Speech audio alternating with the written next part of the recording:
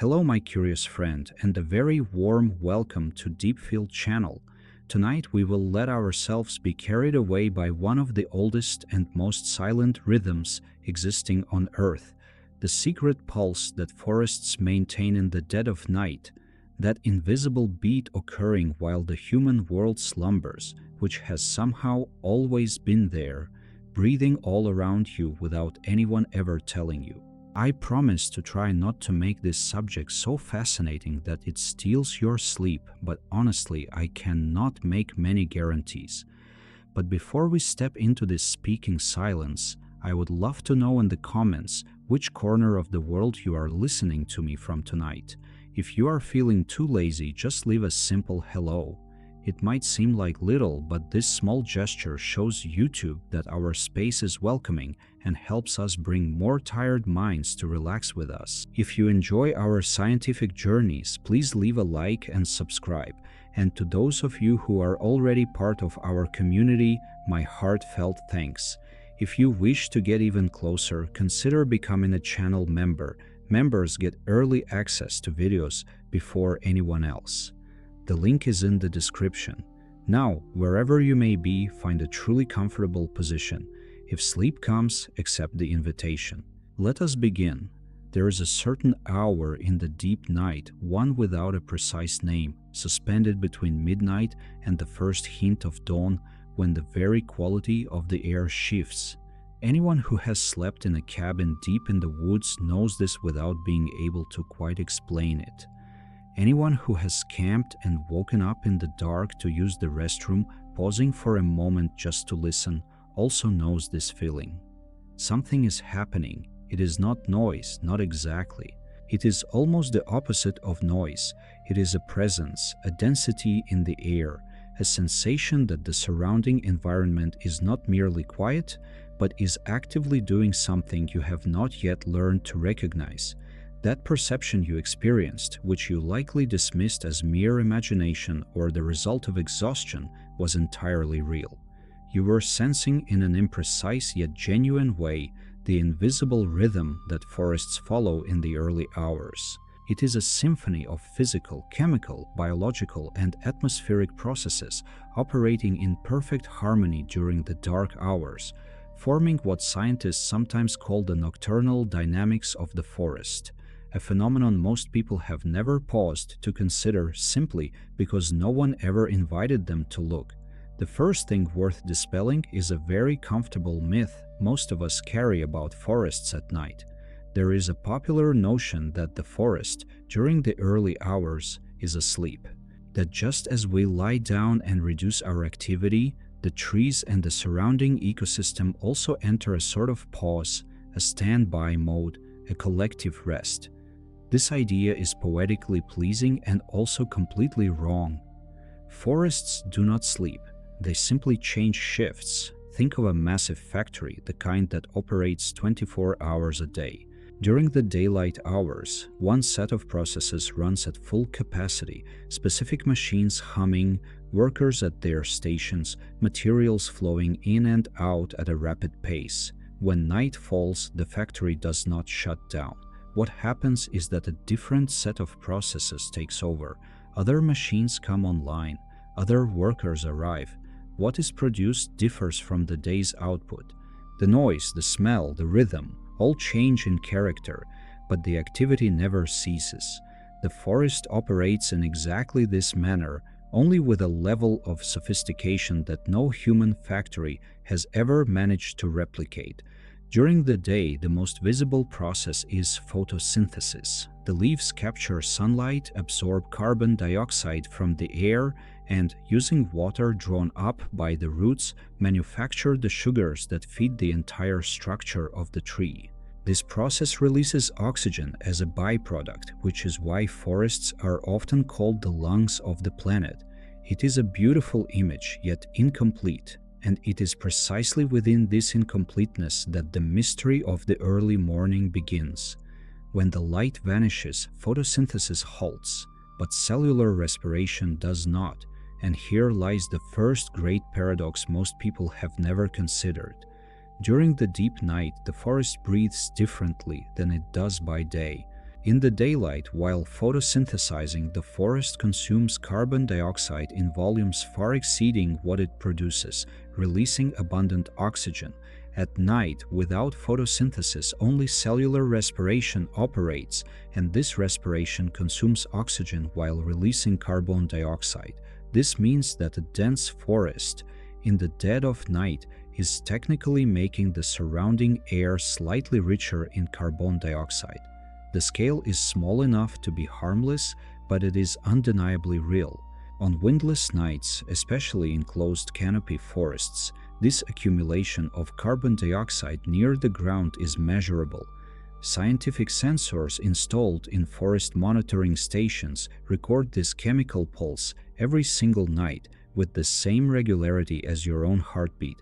It is a rhythm, it is a beat, and it has been repeating for hundreds of millions of years.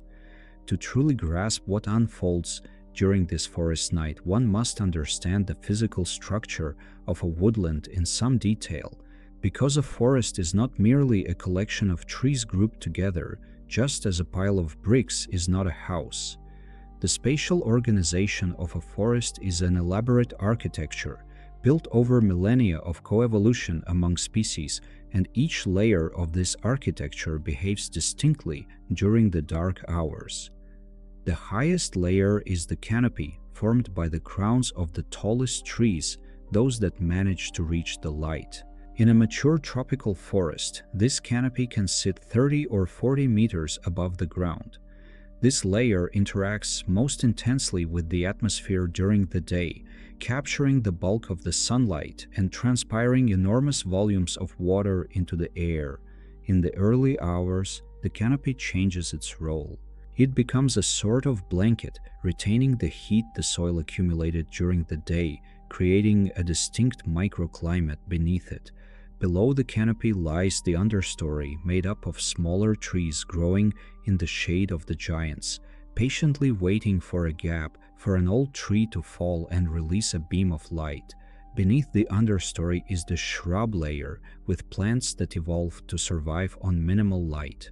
And further down still, close to the earth, is the herbaceous layer, with ferns, mosses, mushrooms, and the forest floor itself, which is an entire universe of its own.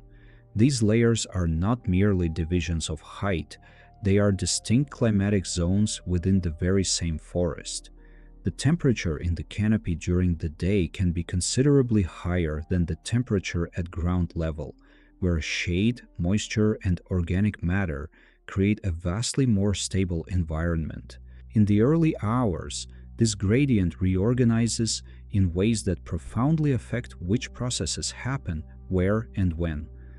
The forest floor deserves special attention because it is, in many ways, the nerve center of the entire nocturnal operation.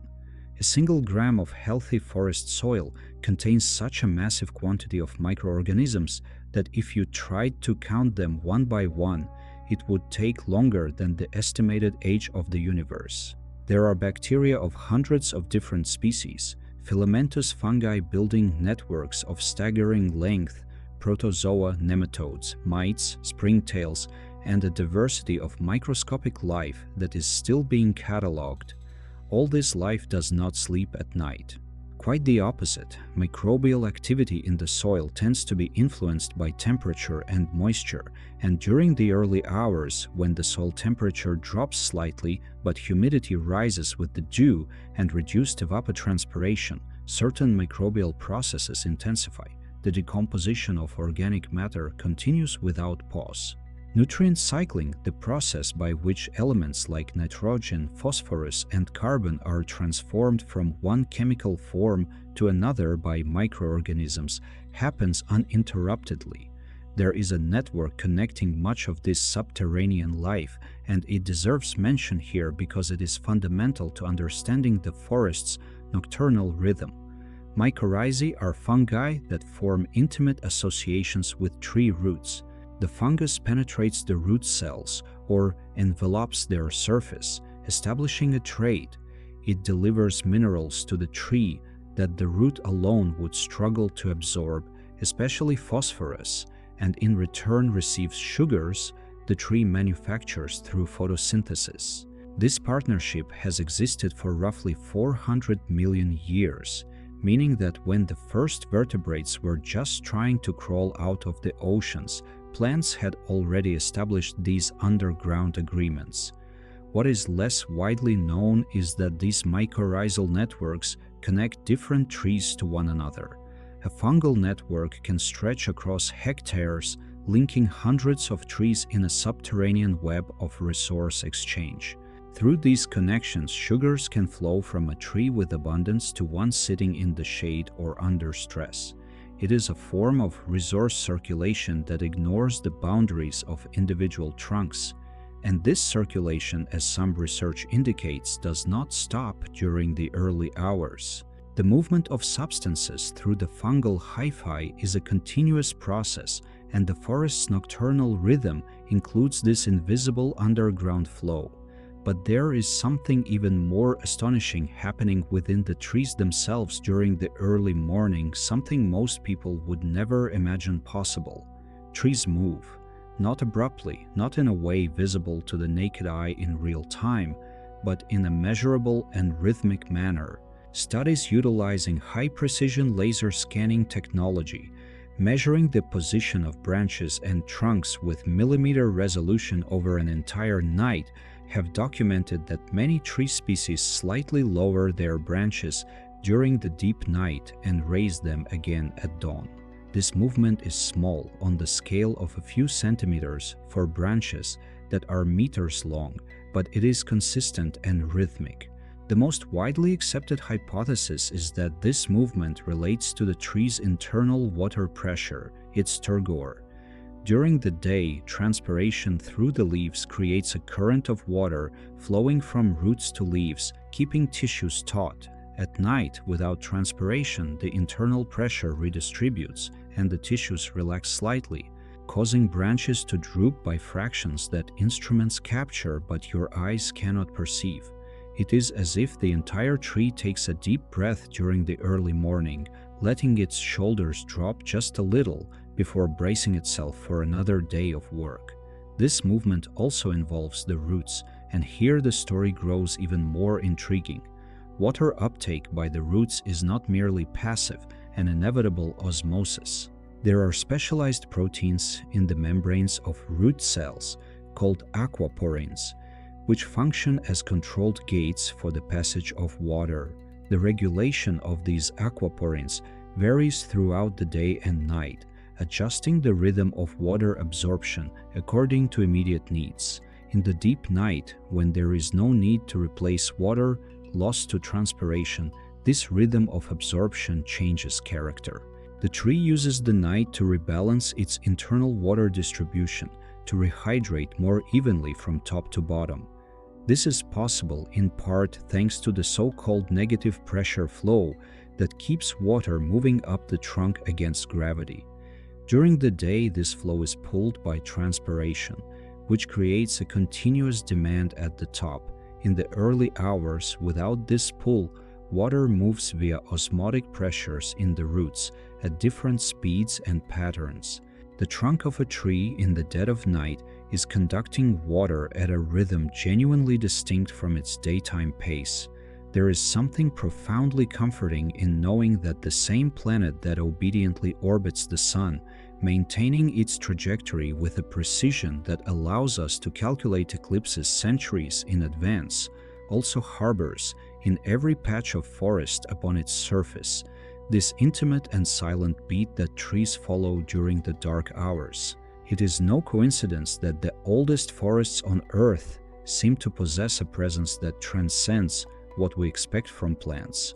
This presence is real. It has physical, chemical, and biological substance. It is measurable.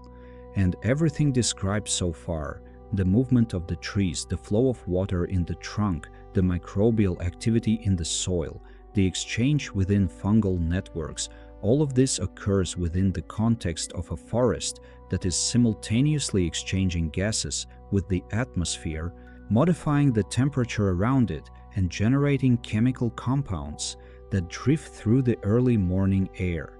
It is a living system operating on multiple scales at once, from the microscopic to the continental. But all this activity requires energy, and if photosynthesis stopped when the sun vanished, where does the force come from that keeps the forest's pulse beating throughout the entire night? The forest does not sleep because it cannot. Not in the way we sleep, retreating inward, shutting off our senses, pausing production. The forest is always producing, always consuming, always transforming. And what it consumes during the early hours is something it stored with a patience that has no equivalent in human behavior. It is as if every tree were a living vault, filled during the illuminated hours, which slowly opens in the dark to pay the bills of existence. Think of a city that spent the entire day charging its batteries. Every solar panel on the roofs, every turbine spinning in the wind, every generator driven by tidal forces. When night falls and generation ceases, the city does not go dark. It lives off what it saved. Traffic lights keep blinking, hospitals keep functioning, water pumps keep pushing liquid through the pipes.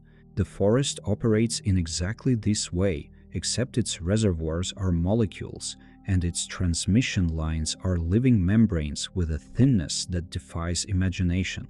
The glucose produced during the day by photosynthesis does not vanish when the sun sets. It is converted into more stable storage forms, primarily starch, a glucose polymer deposited in chloroplasts, and other structures within plant cells. When night arrives, specific enzymes begin breaking down this starch, releasing glucose back into cellular circulation.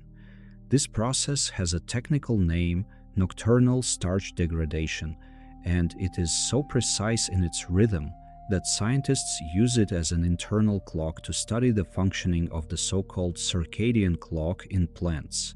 The plant circadian clock is one of the most elegant discoveries in molecular biology of the past century.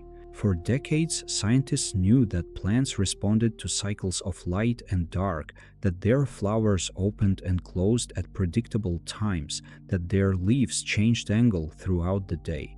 But the mechanistic explanation for this, the understanding of how a cell could literally know what time it is, had to wait until molecular tools became available. It was in the mid-20th century that the first serious models of the plant circadian clock began to emerge. Researchers working with the model plant Arabidopsis thaliana, a small member of the Brassicaceae family with no particular culinary or aesthetic value, but with a relatively simple genome and a short life cycle, began identifying the genes that controlled these rhythms. What they found was a circular feedback system of disconcerting complexity. Proteins are produced, accumulate, inhibit their own production, degrade, and the cycle restarts with a periodicity of approximately 24 hours. Not a rough approximation, a fine-tuned regulation calibrated by daylight, adjusted by temperature, robust enough to maintain the rhythm even under experimental conditions of constant darkness or illumination. The names of the researchers who formalized the molecular mechanisms of the clock in plants passed through many hands over the decades, but the work of groups like Steve Case, then at Scripps University, and later collaborators in Cambridge and Tokyo, was fundamental in showing that the transcriptional feedback loop was not just an elegant mechanism in theory. It was a physical gear translated into real proteins, operating in real cells, controlling real processes that affected the plant's metabolism every hour of the day and night. And what this clock controls during the early morning in an energetic context is remarkable. It regulates the exact rate at which starch is degraded, not in just any way, but so that the released glucose lasts precisely until dawn, without surplus, without shortage. If the night is longer than usual, the clock adjusts the degradation rate so the supply is proportionally rationed. If the night is shorter, the rhythm accelerates slightly, so the plant can still perform all the metabolic processes that depend on this nocturnal fuel. It is a resource management of a precision that any logistics engineer would contemplate with respect, But glucose is not the only energy source the forest uses during the dark hours. There is another source operating on a different timescale, one that is not daily but built over months and decades. It consists of compounds stored in the roots, in the stem tissues, in the living wood surrounding the dead heartwood of each trunk, starches deposited in autumns to sustain the tree through winter, lipids accumulated in seeds and specialized tissues. These reservoirs represent solar energy captured months ago, solidified into chemical structure, waiting to be called back to life when the moment is right. The law governing all this transformation is the first law of thermodynamics, the conservation of energy. Nothing is created, nothing is destroyed, everything is transformed. Sunlight enters the leaf, is captured by chlorophyll molecules, and part of that electromagnetic energy is converted into chemical energy stored in the bonds between carbon atoms of glucose.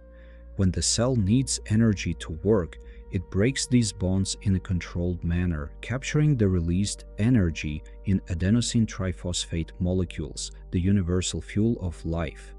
The forest does not violate this law for a single instant. It obeys it with absolute fidelity, and all its apparent nocturnal magic is merely this law at work across a network of billions of cells.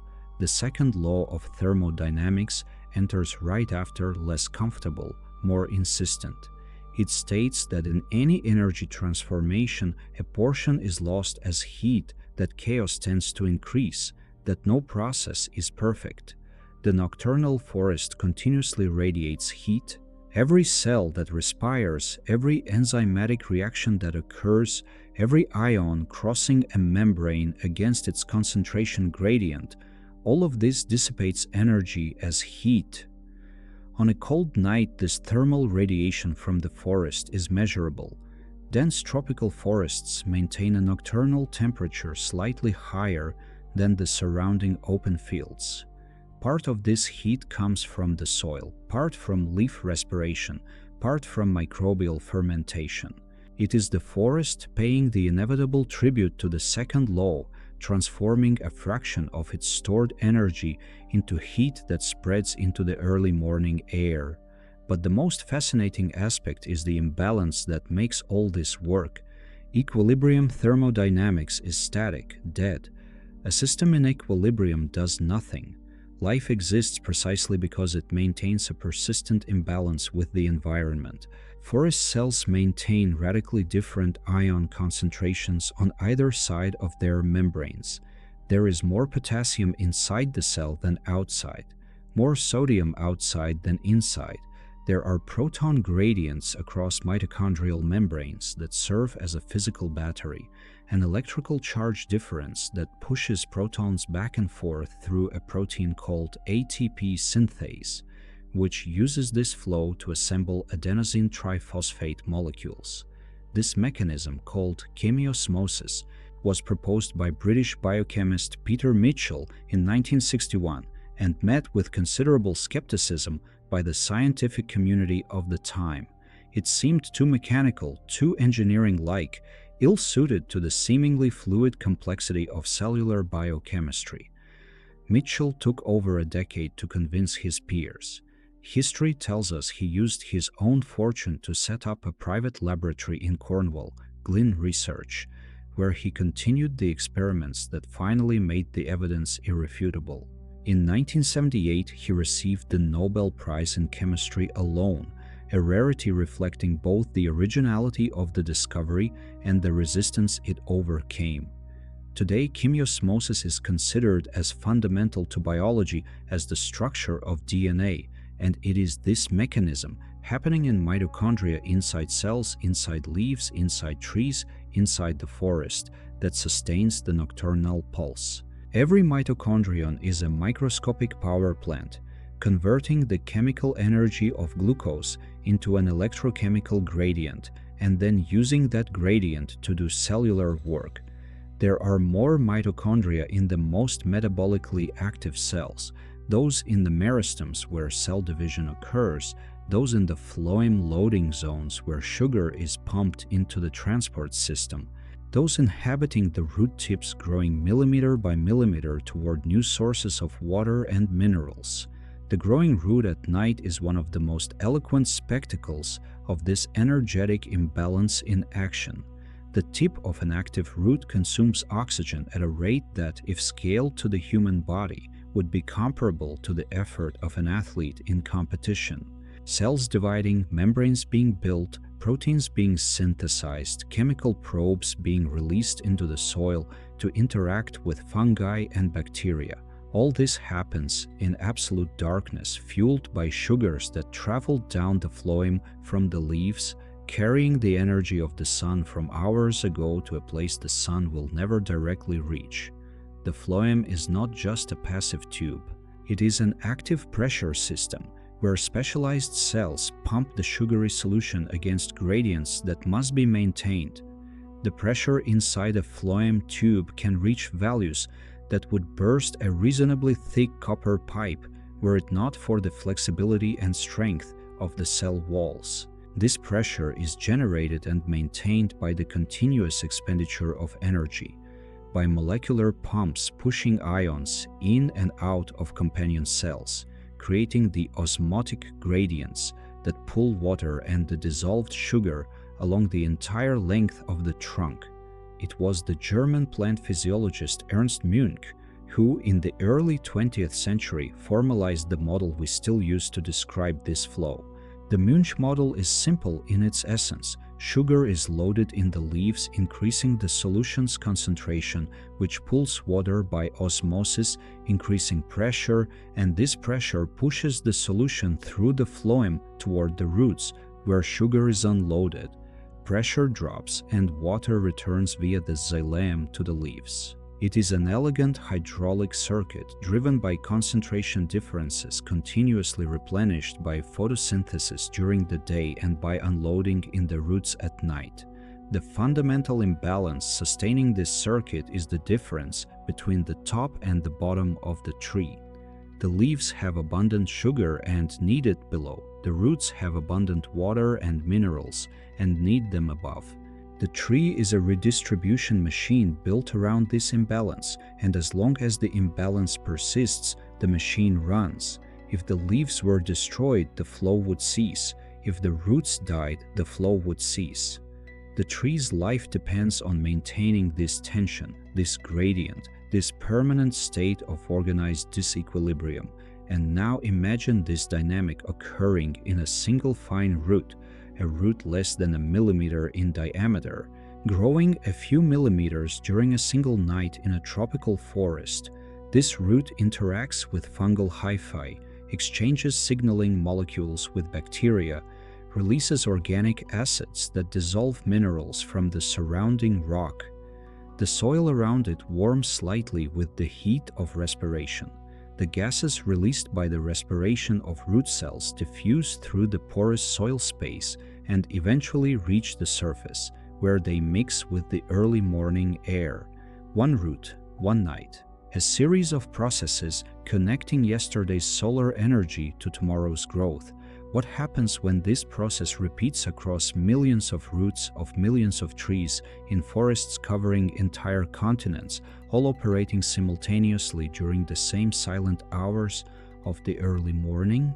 When millions of roots do this at the same time, something changes in nature. It is not merely the sum of individual processes happening in parallel. It is something qualitatively different, something that did not exist before and cannot be reduced to any of its constituent parts. The forest at this moment begins to behave like a higher-order organism, and the early morning is the period when this behavior becomes most distinct, most cohesive, most recognizable to those who know where to look. The first thing that happens when multiplying this process by millions is that individual gradients begin to add up in non-linear ways. A single root releasing carbon dioxide into the soil creates a small gas pocket that slowly diffuses to the surface. Millions of roots doing this simultaneously in dense forests where the soil is deep and porous create a continuous measurable flow of gases rising from the earth to the atmosphere throughout the early morning. Researchers who installed flux chambers on the floor of tropical forests in the Amazon and Borneo have documented this pulse with precision.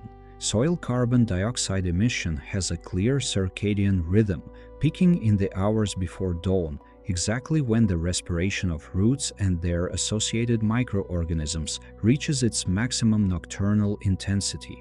But this gas flow is not just a byproduct of respiration, it is part of a much broader feedback system. The carbon dioxide rising from the soil mixes with the air near the forest's surface and influences the concentration gradients, determining how much carbon dioxide the leaves will find available when photosynthesis resumes with the arrival of light. The forest, in a way, prepares its own atmosphere during the night. What happens in the roots during the dark hours is one of the contributions to the chemical environment the leaves will encounter the following dawn. This kind of invisible preparation manifests in other dimensions as well. Soil temperature in dense forests does not drop at night the way it does in open fields. The leaf canopy intercepts infrared radiation that would otherwise escape to the sky, creating a blanket effect that keeps the forest floor within a relatively narrow thermal band. But this effect is not passive. The plants themselves contribute to it through root respiration, which releases heat in small but measurable quantities. In a dense forest with decades of organic matter accumulation in the soil, the thermal contribution of nocturnal respiration creates a soil layer that remains a few degrees warmer than models ignoring this process would predict. This temperature difference, small in absolute terms, has disproportionate consequences. Enzymatic reactions in the soil are sensitive to temperature in non-linear ways. An increase of a few degrees can double or triple the speed of certain microbial reactions.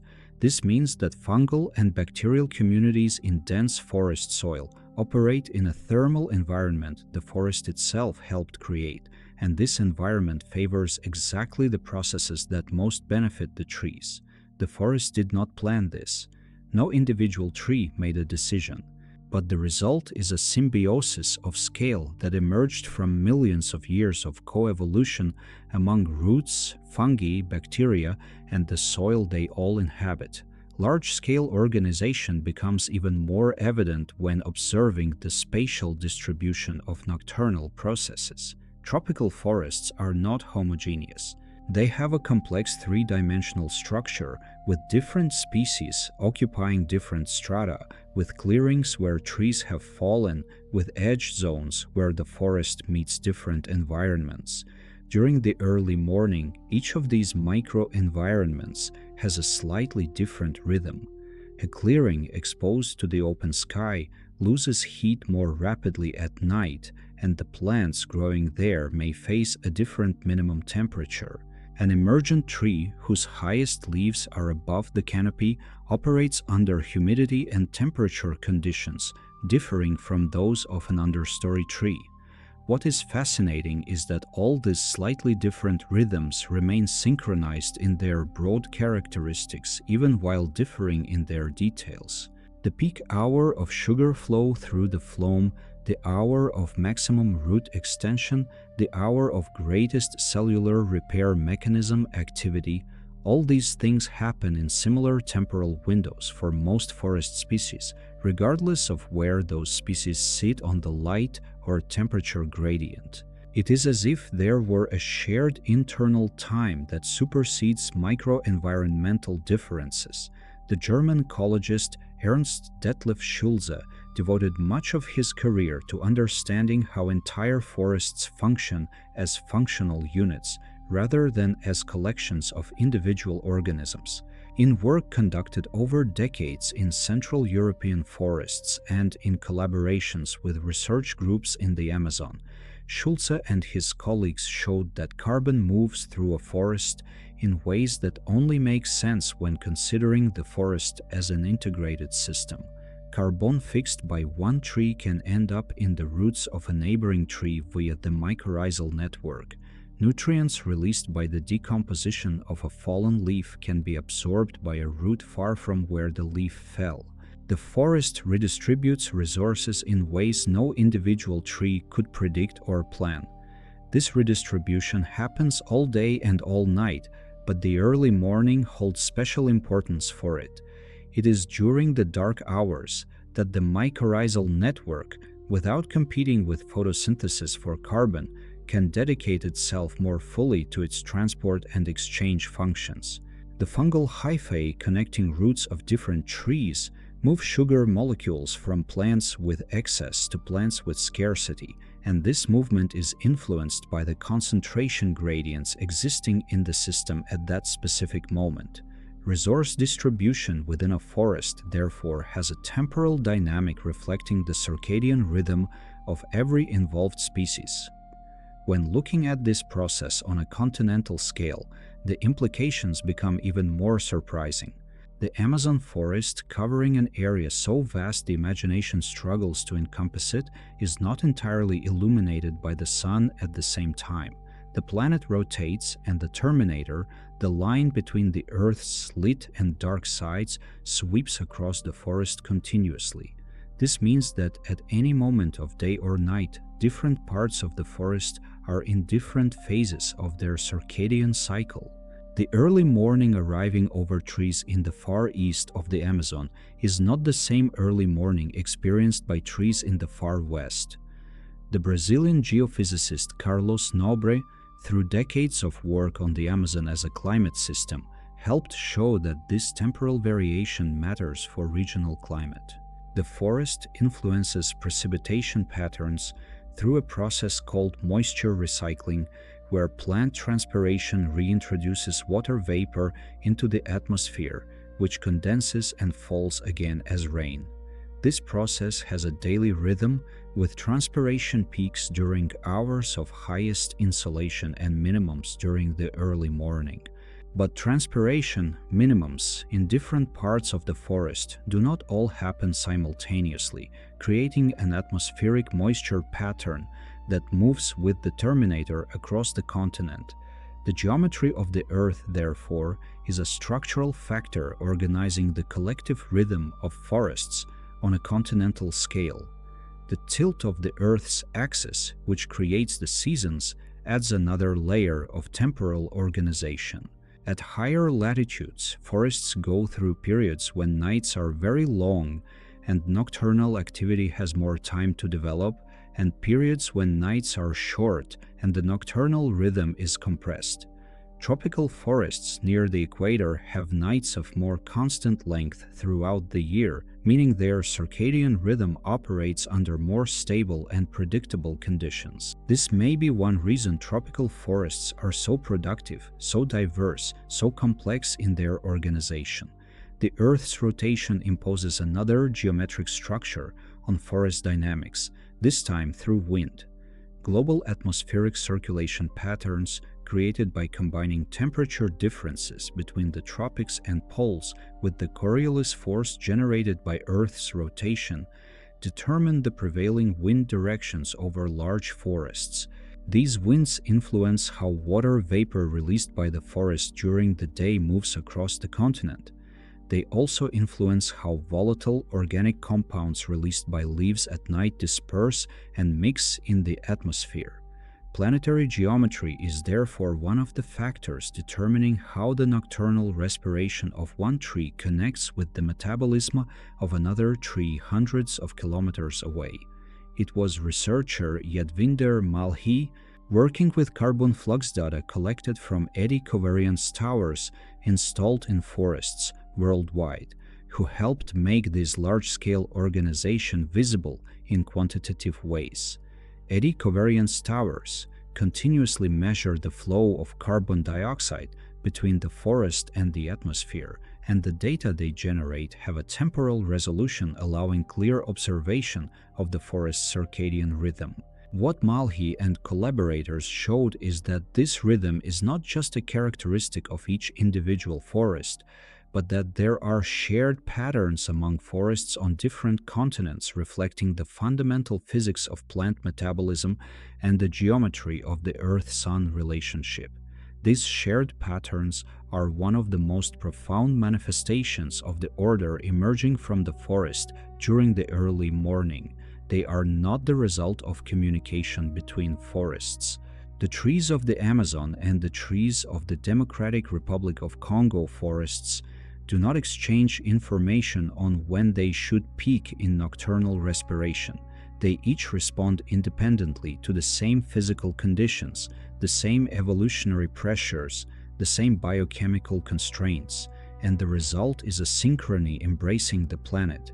There is something profoundly revealing in contemplating this synchrony.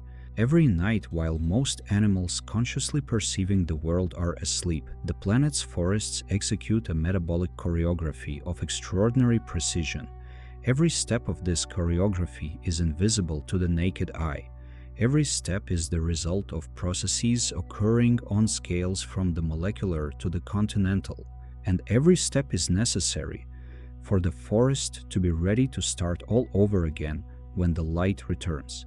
The order existing in this choreography was not imposed by any external force. It was not planned by any individual organism. It emerged over hundreds of millions of years from the interaction between living organisms and the planet's physical conditions.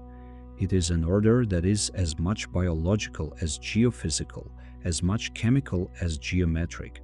It is the oldest order existing on Earth's surface, older than any animal, older than any flower, older than the continents themselves in their current forms. And yet all this order, all this large-scale organization spanning continents and connecting soil chemistry with atmospheric dynamics would be of a fundamentally different nature, far less elaborate, far less resilient, far less capable of sustaining the complexity we observe, were it not for the presence of an ingredient that amplifies every signal, elaborates every exchange, transforming simple interactions into networks of an intricacy we are still learning to describe. This ingredient is water. Not water as you know it in daily life, not the liquid flowing from a tap or pooling in a puddle after rain. Water as a process, water as a universal mediator, water as the substance that, over nearly 4 billion years of life's history on this planet, learned to carry everything life needs to say. It is the amplifier the forest uses to transform simple chemical signals into conversations of a complexity no other substance could sustain. And the reason it can do this has less to do with what it carries and more to do with what it is, with the intimate structure of each of its molecules. A water molecule consists of 2 hydrogen atoms bonded to 1 oxygen atom, and this simple geometry creates something unexpected: electrical asymmetry. The oxygen side carries a slightly negative charge, and the hydrogen sides carry slightly positive charges. This means each water molecule acts like a tiny molecular magnet with distinct poles attracting opposite poles of neighboring molecules. These attractions, called hydrogen bonds, are weak individually, but together create an extraordinary network of cohesion. This is why water has such high surface tension that insects can walk on it, why it resists evaporation in a way other similarly sized liquid molecules simply cannot, and why it can simultaneously carry a diversity of dissolved molecules unmatched by any other natural solvent. In the forest, during the early morning, this capacity becomes the engine of all the amplification occurring. When a mycorrhizal fungus releases an enzyme into the soil to break down a complex organic compound, the products of that breakdown instantly dissolve in the soil water. When a root releases an acid to mobilize a mineral, that acid distributes through the soil's aqueous solution in minutes. When chemical signals are exchanged between soil organisms, they travel dissolved in water films so thin they are invisible to the naked eye, films coating every clay particle, every grain of sand, every fragment of organic matter. Water does not just facilitate these exchanges, it amplifies them because its dipolar nature makes it interact with almost all organic molecules, orienting them, transporting them, and sometimes slightly altering their structure in ways that increase their reactivity. But water's role in the nocturnal forest goes beyond soil chemistry. It also governs the physics of movement. During the early morning, when temperature drops and relative air humidity rises, a process physicists call dew deposition begins operating with silent and absolutely precise efficiency. The air, which during the day can carry large amounts of water, vapor due to heat, loses this capacity as temperature falls. When a surface's temperature reaches the dew point, vapor begins condensing on it, releasing latent heat in the process. This released heat is small, but in a forest where millions of leaves, branches, and surfaces are simultaneously undergoing this process, the total thermal energy released is considerable. Dew, therefore, is not just an aesthetic manifestation of nocturnal cooling. It is a feedback mechanism smoothing temperature oscillations, protecting plant tissues from excessive cooling that could damage them. And this is where amplification becomes visible for the first time, literally visible, to anyone in the forest in the moments before dawn. Dew drops on leaves are not uniform. They form preferentially at certain points, on leaf edges where heat irradiation is greatest and temperature drops fastest, on the tips of microscopic hairs covering certain leaf surfaces, structures called trichomes, which act as condensation nucleators, at junctions between veins where leaf geometry creates microenvironments with vapor pressures slightly different from the rest of the surface. Each of these droplets is a natural lens that, when the grazing light of the early hours begins penetrating the canopy, reflects and refracts light in ways transforming the forest into something appearing illuminated from within. But dew also has a function beyond thermal protection and optical beauty. In many forest ecosystems, especially those growing in regions where rains are seasonal or irregular, dew represents a freshwater contribution surprisingly significant in volumetric terms.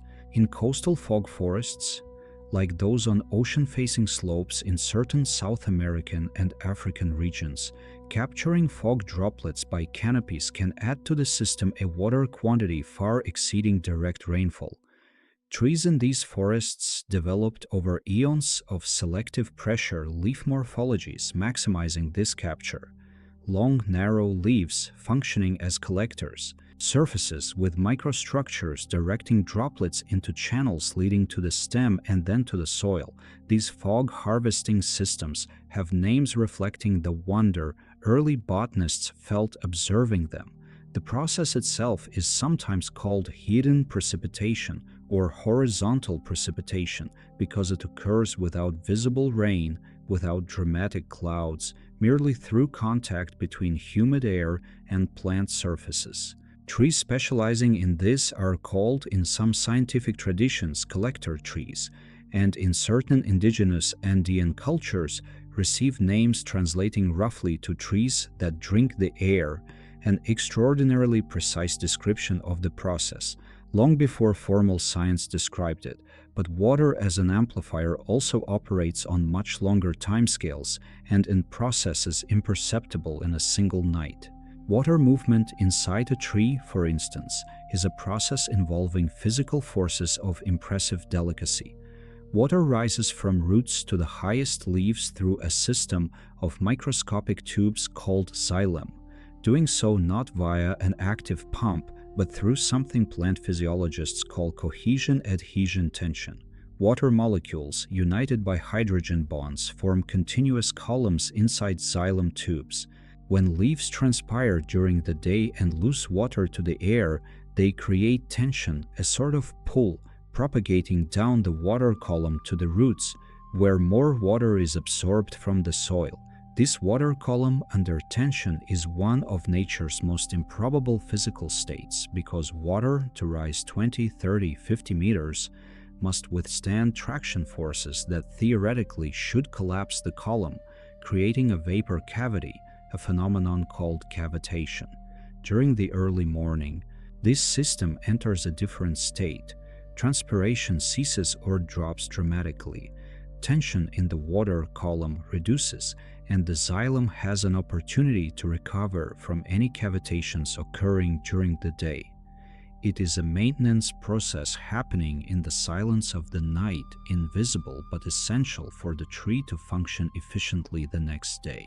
And water, once again, is the medium through which this maintenance occurs, the substance both creating the tension and allowing its resolution.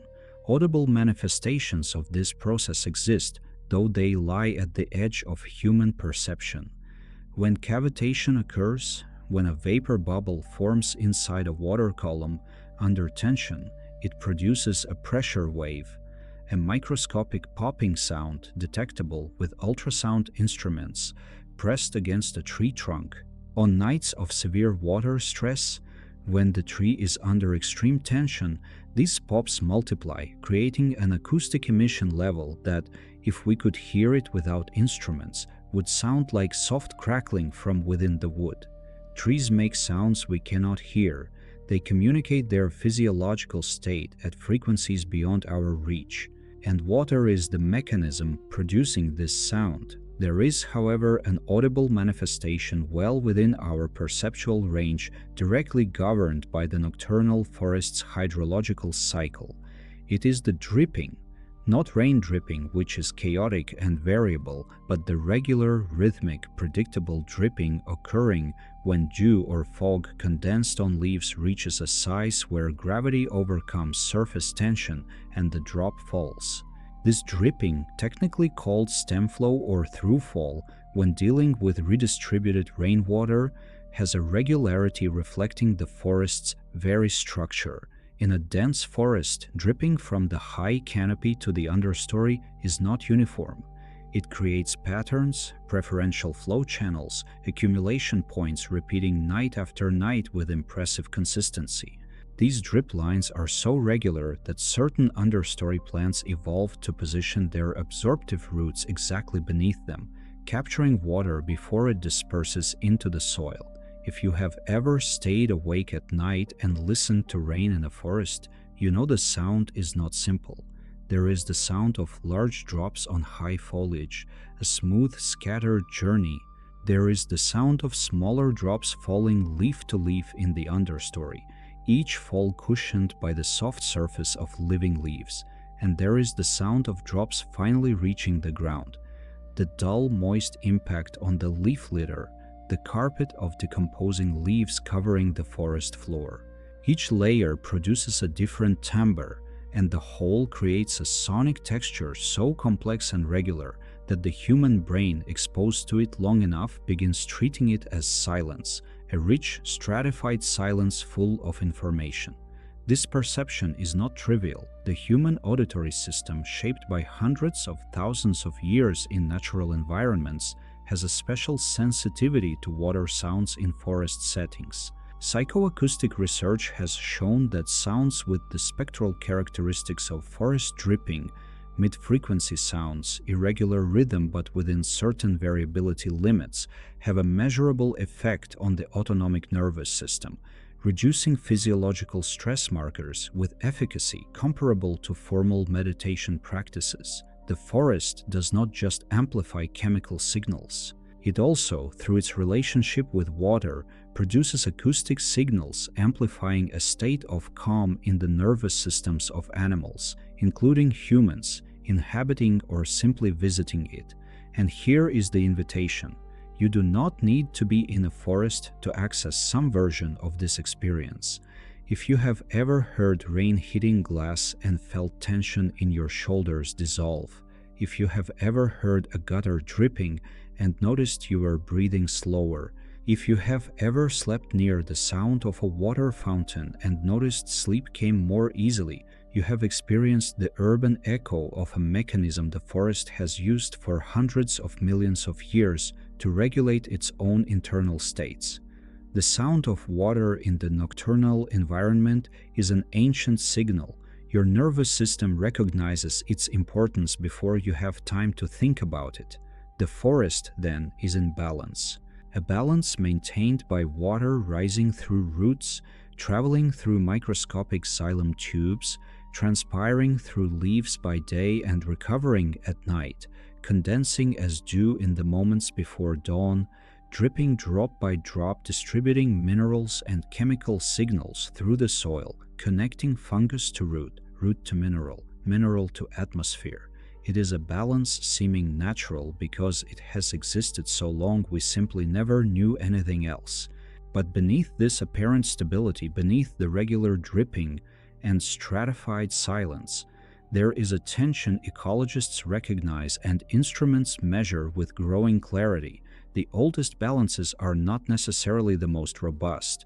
Sometimes it is precisely the oldest that possess the greatest hidden fragility, because they were built on conditions existing before any force capable of altering them as rapidly and comprehensively as the forces now operating upon them. There is a difference between balance and stability taking time to become visible. A forest's balance is like the balance of a wire suspended between two distant points. It exists, it works, it bears weight, but any pressure applied at the wrong point reveals how much tension was invisibly distributed along every inch. A forest in balance is not a forest at rest. It is a forest where opposing forces continuously cancel each other, where evapotranspiration matches available moisture, where root respiration does not exceed the soil's reoxygenation capacity, where fungal growth speed does not exceed the tree's capacity to provide carbon in exchange. When this continuous cancellation begins failing, it does not fail gradually and proportionally. It fails by thresholds. An ecological threshold differs from progressive deterioration. In progressive deterioration, each additional unit of pressure produces a corresponding degree of damage. At a threshold, the forest resists, and then resists no more, but in a way seeming disproportionate to the immediate trigger.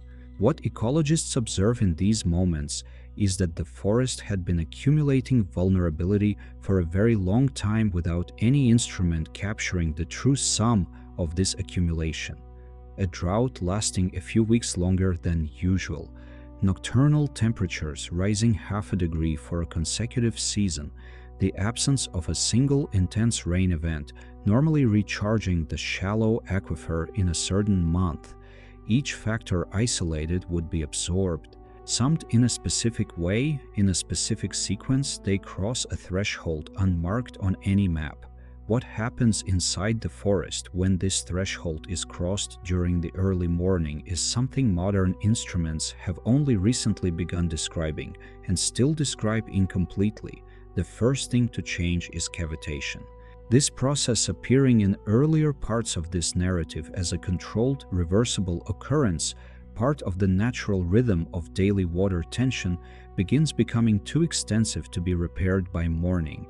Vapor bubbles forming in xylem tubes of a tree under severe water stress are not like those forming in a healthy tree in the middle of a summer afternoon. They are bubbles spreading to adjacent segments before any repair mechanism can trigger. The plant cannot produce enough sugars to maintain the osmotic pressure that would reconstitute the water column.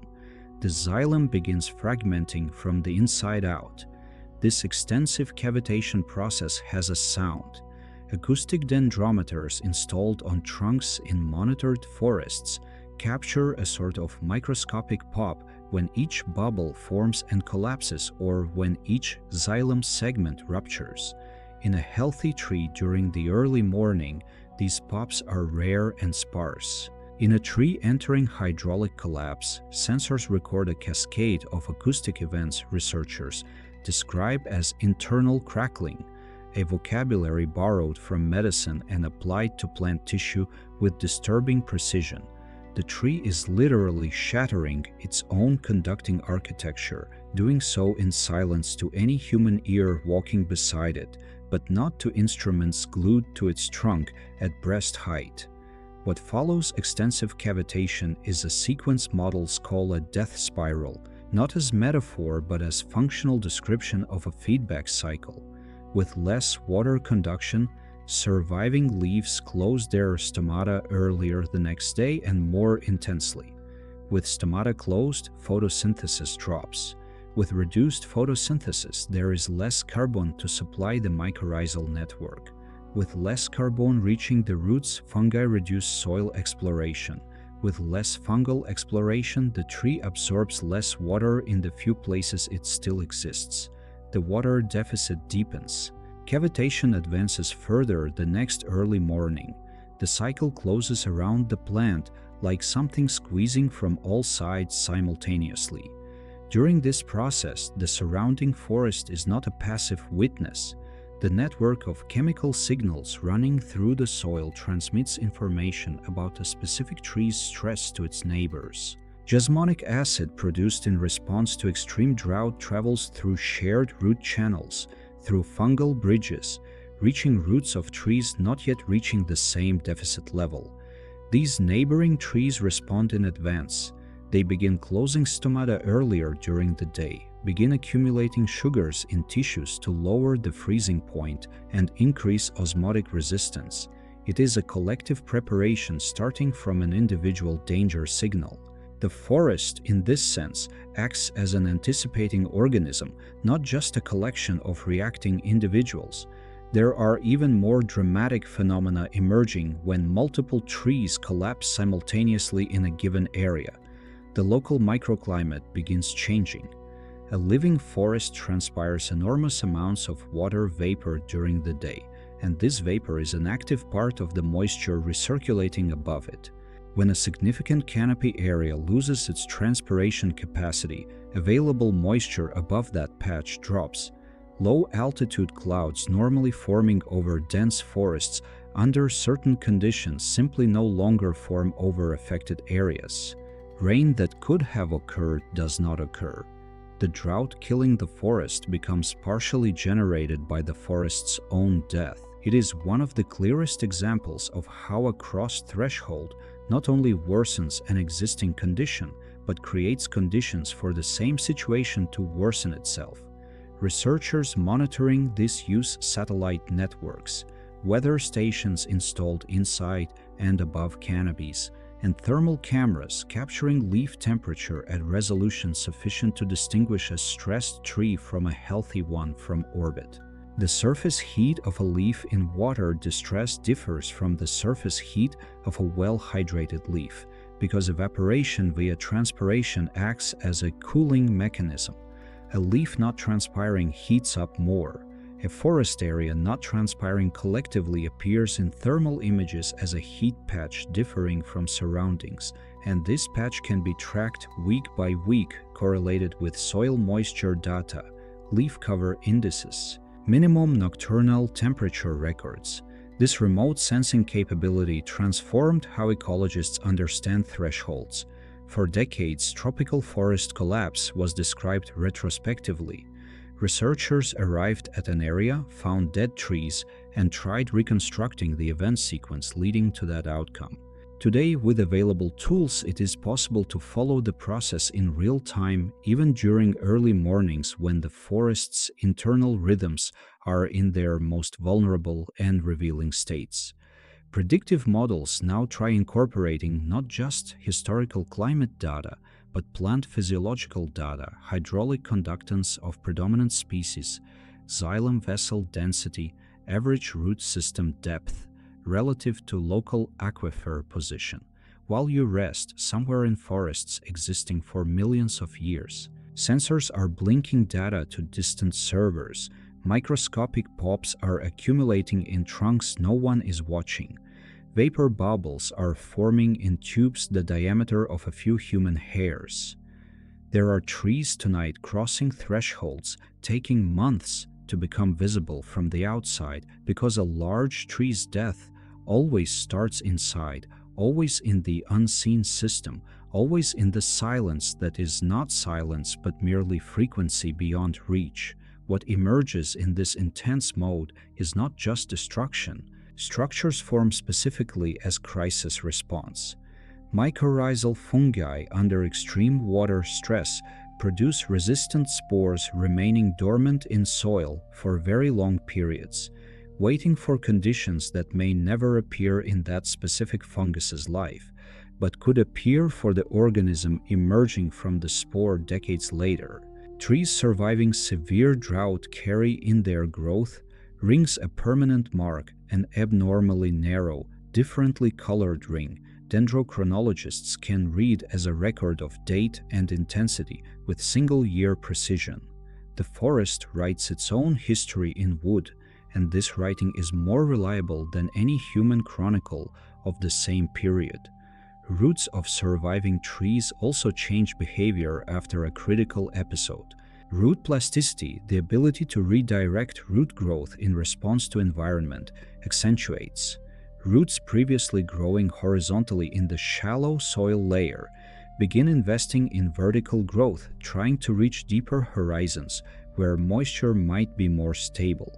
This requires carbon investment, reducing visible above-ground tree growth for months because resources are diverted downward.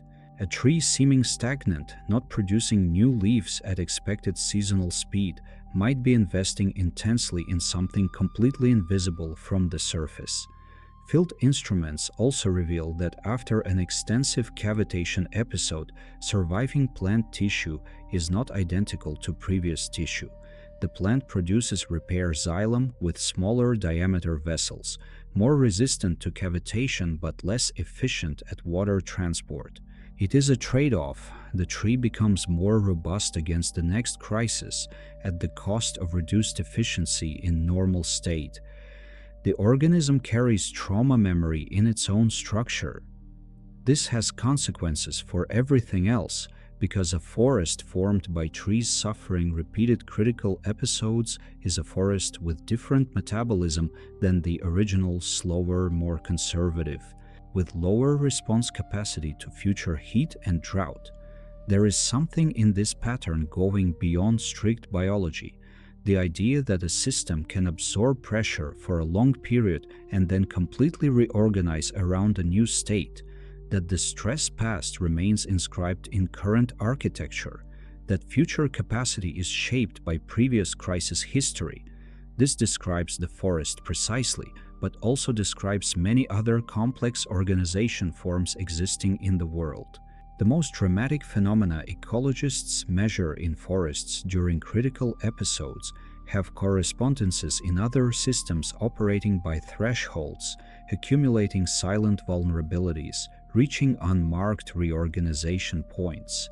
The forest entering intense mode is not doing something extraordinary for complex systems. It is doing what complex systems do all the time, seeming extraordinary only because the time the forest operated in calm mode was long enough for us to forget the other mode existed. These phenomena, for all their internal intensity, for all their local specificity, do not happen closed in on themselves. The forest has no real borders.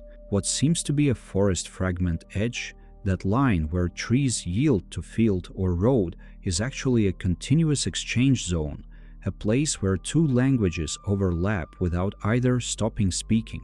And regarding early morning rhythms, this absence of real border becomes even more evident because flows the forest generates and receives in these hours do not obey map geometry.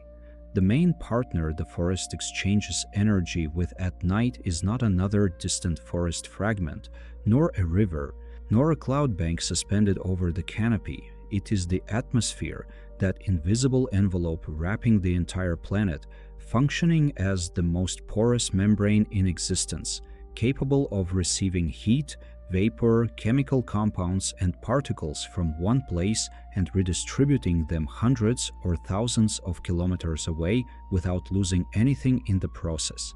Forest and atmosphere form the oldest partnership existing in terrestrial natural systems. They evolved together over hundreds of millions of years, and each carries in its current structure marks of what the other once was. During the early morning, this exchange assumes an intimacy day does not allow. With absent solar radiation, thermal turbulence constantly mixing air layers during day calms down. Cold air descends, warm air still emanating from forest soil rises more orderly, and between tree crowns and the first kilometers of troposphere, a slow, almost ceremonial dialogue establishes. Volatile organic compounds, trees release rise through this calm air and reach altitudes where they become condensation nuclei, points around which water molecules organize to form droplets. Over time, these droplets form clouds. These clouds travel, and when they eventually precipitate elsewhere, they are returning to the global hydrological cycle, a contribution starting inside living wood of a tree, never moving from its place. What this means in feedback terms is something science took decades to begin quantifying precisely. It is known today that extensive tropical forests can generate the equivalent of an atmospheric river, a vapor current transporting moisture volumes comparable to what rivers like the Amazon carry in liquid water. This invisible river crosses continents and discharges moisture in regions depending on it to maintain seasonal rain patterns. Studies over many years showed agricultural regions hundreds of kilometers from large forest massifs receive a significant fraction of annual rain from this atmospheric transfer. When forest shrinks, atmospheric river weakens. When atmospheric river weakens, rains in distant regions become less regular. When rains become less regular, agricultural systems enter stress. When agricultural systems enter stress, economic pressures, often resulting in more deforestation, increase. The cycle closes on itself in a way, transforming every felled tree into a cause having effects far beyond where it fell. This is the kind of feedback only becoming visible on timescales exceeding everyday perception. In the short term, meaning years or even a decade, changes in such a large system seem small and localized. A forest region loses a fraction of its canopy. Water vapor measurements in that area show slight reduction. Local rains become marginally less frequent. None of this seems catastrophic when observed in isolation, and for a long time the natural tendency was interpreting each alteration as fluctuation within a system robust enough to absorb it. What decades of continuous monitoring taught is that this interpretation was ignoring how vulnerabilities silently accumulate below the visibility threshold. In the medium term, which in forest ecology means between a few decades and a few centuries, patterns begin emerging with different clarity. Tree ring records from ancient trees allow researchers reconstructing climate histories with annual, sometimes seasonal resolution over periods spanning centuries. These records show forests responded to past climate disturbances in non-linear ways. There were prolonged stress periods followed by seemingly complete recovery, and other periods where similar magnitude disturbance resulted in partial collapse, never fully reverting. The difference between the two cases rarely lay in the disturbance itself. It lay in the forest's internal state when disturbance arrived, how much reserve had been consumed by previous episodes, how much time had passed since last intense reorganization. On century scales, the forest reveals something even more disturbing to common intuition. It is capable of changing the very environment, sustaining it in irreversible ways.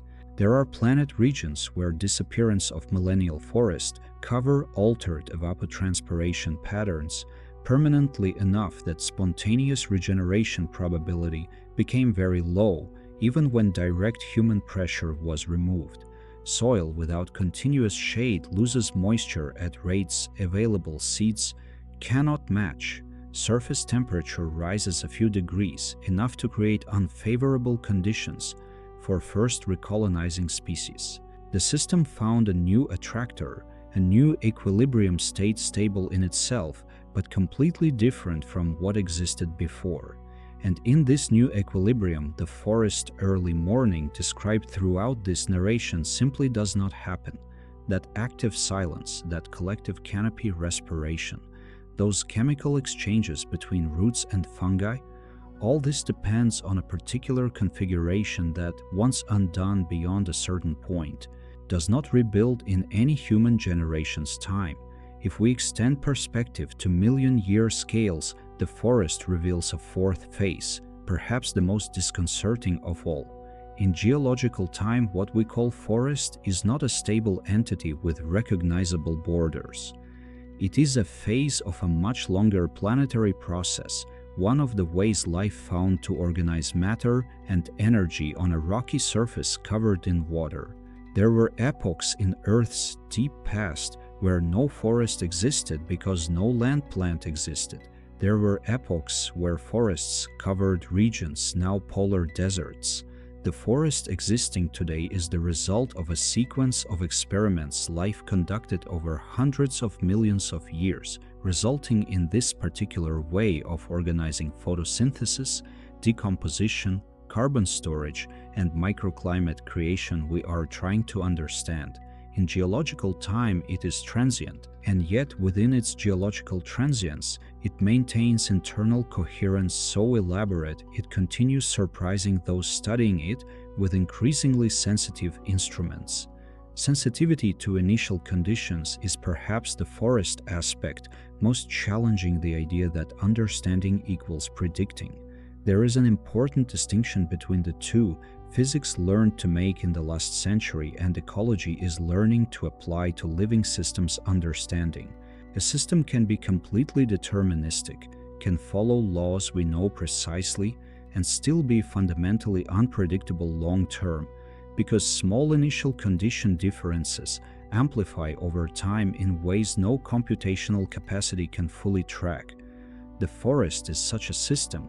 Two seemingly identical forests in species composition, climate history, soil structure can respond radically differently to the same disturbance simply because at some unrecorded past point, a specific event sequence created in one a slightly different mycorrhizal fungi configuration, or a particular old tree distribution concentrating resources in a specific way, or a pollinator population with slightly higher resistance to a certain pathogen.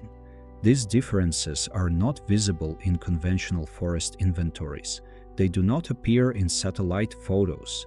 They are not detected by temperature and humidity sensors on monitoring towers.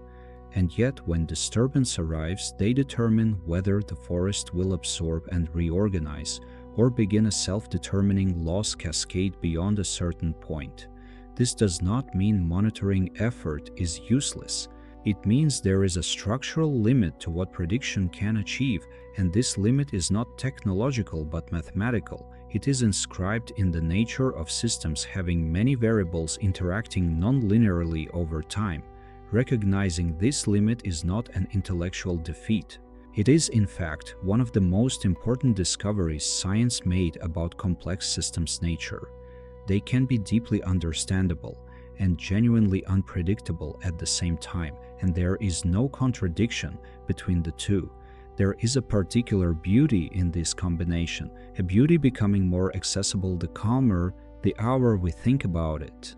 The forest early morning we described, with all its density of processes and connections, is simultaneously understandable and surprising in every new observation. Understandable because it follows principles, physics, chemistry, and biology identified clearly enough to build models describing its average behavior with reasonable precision.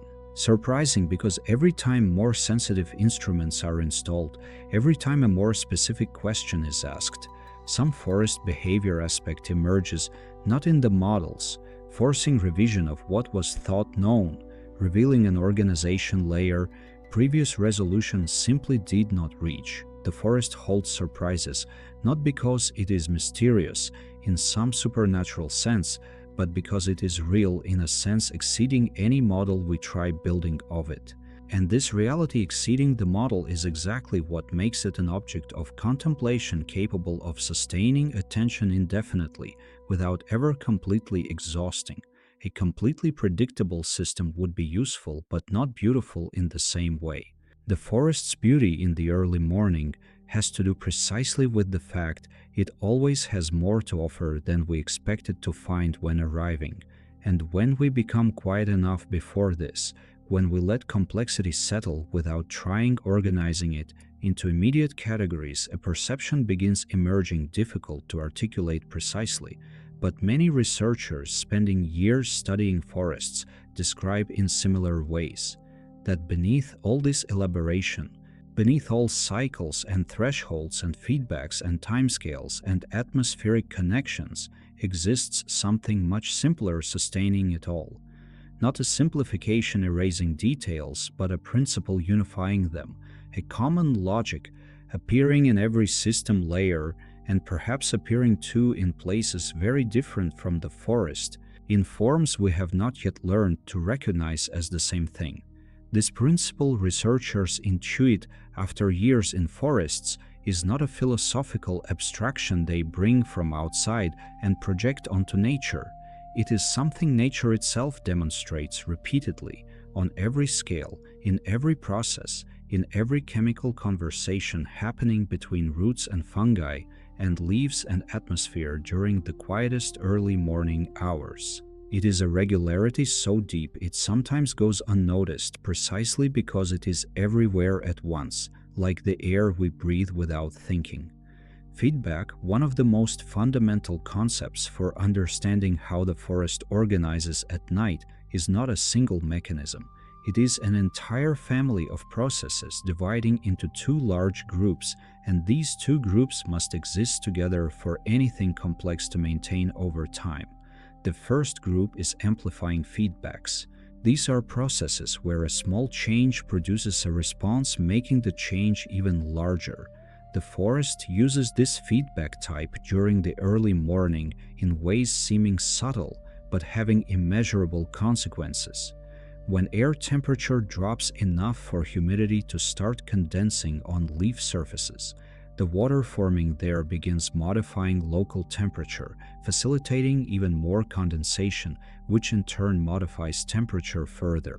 It is a cycle feeding on itself, expanding from a small initial point and only stopping when meeting a limit imposed by another process.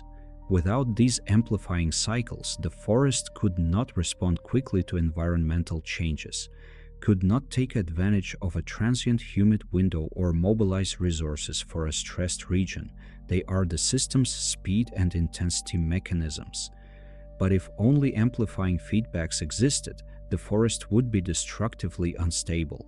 Any small disturbance would become a crisis.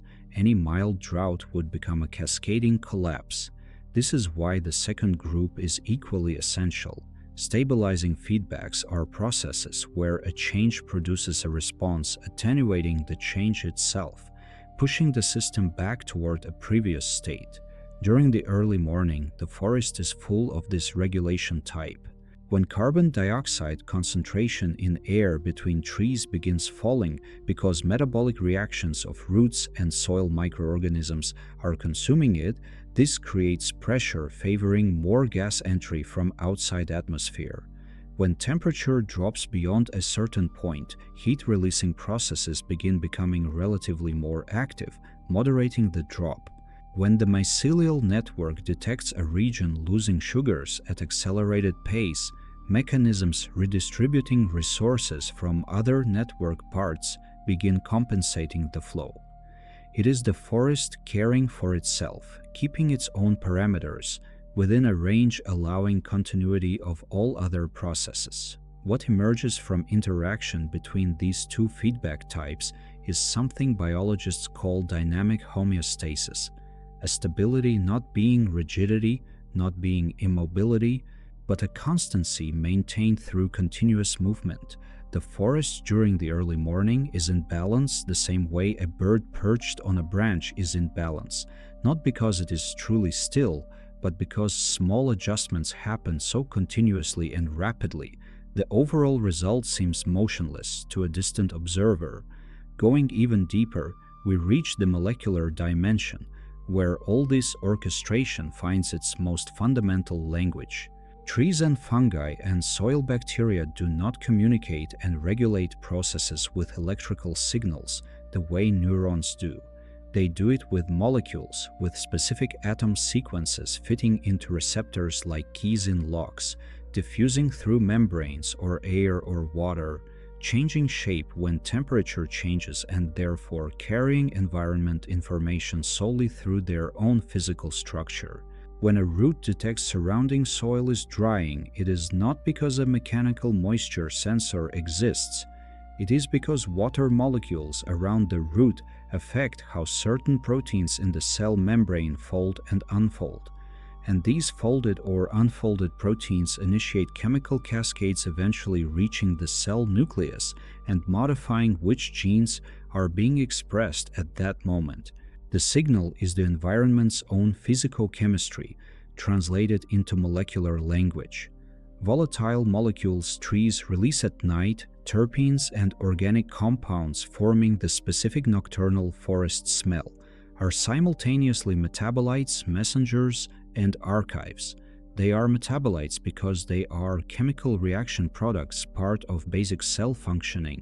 They are messengers because they diffuse through air and can be captured by other plants and insects and microorganisms responding to them in functionally coordinated ways. And they are archives in a way seeming strange but precisely correct, because these molecules' composition reflects the tree's internal metabolic state when produced, and whoever knows how to read them can infer if the tree is under water stress, if there is leaf damage, if growth processes are active or paused. It is a chemical writing existing in nocturnal forest air, invisible to us but legible to the entire ecosystem. What makes this even more impressive is the precision this system achieves without any central controller. There is no point in the forest where all this information converges and from where decisions are made and distributed. The existing coordination, and it is real and measurable, emerges from local interactions following simple rules, and together producing global behavior seeming intelligent because it is adaptive. Every tree responds to what it feels immediately around it.